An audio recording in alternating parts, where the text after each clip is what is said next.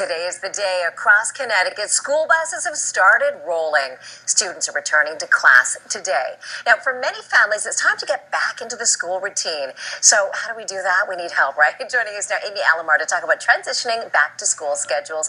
Good morning to you. Always good to see you. Good morning. And as a mother of 4 children, you know, Three. Sorry, I added one.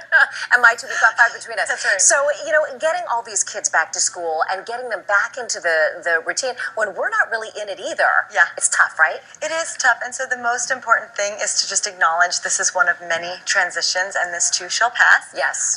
And just knowing that they do need that routine. So maybe starting to put them to bed a little bit earlier, waking them up a little bit earlier, but also letting them enjoy the last moments of sun and the pool's open. Because summer really isn't technically over yet. It's just they're going back to school. So they still have that mix of emotions between, transitioning as well.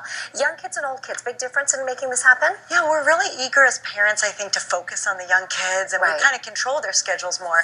But it's important to know that older kids are going through a huge transition. Tweens and teens, this is very emotional. It's very social, right? They're very emotional in that age period. They are, and they can be really nervous about the academics too. And so you don't do as much with them, but really just acknowledging it and being there to support them through that is important. I think one of the bits of angst that I have, and I think most parents probably feel the same way.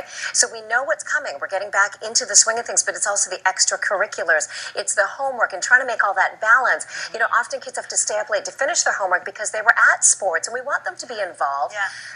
How do we do this? Help!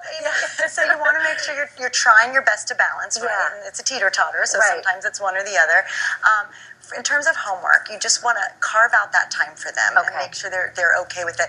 Often letting them take the lead in deciding when are they going to do it. Do they like to come home straight from school and do it? I know one of my kids does. One of my kids likes to wait till after dinner. So, you wait and you let them kind of decide. If it's creeping into bedtime, if they're not getting the right amount of sleep and things like that, then you want to rethink that schedule. Then something's not working. And in terms of extracurriculars, that's a whole nother topic, right? That we could delve into. We'll have to have you come back and talk about that one.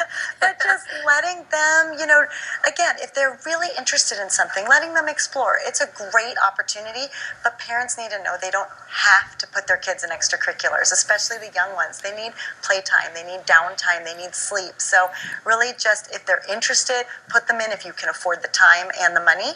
Great, but don't force everything at once. We shouldn't feel like they have to do something just because it feels like everyone else is.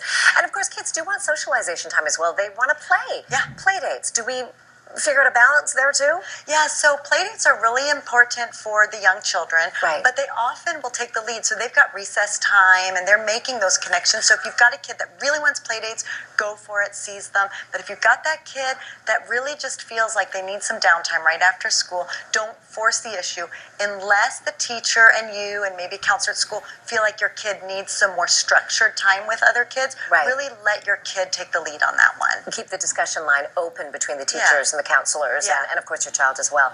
Amy, it's always so good to see you. Thanks for having me. Hopefully everyone has a great back to school year. Yes, good luck to you. Your 3 kids included. All right.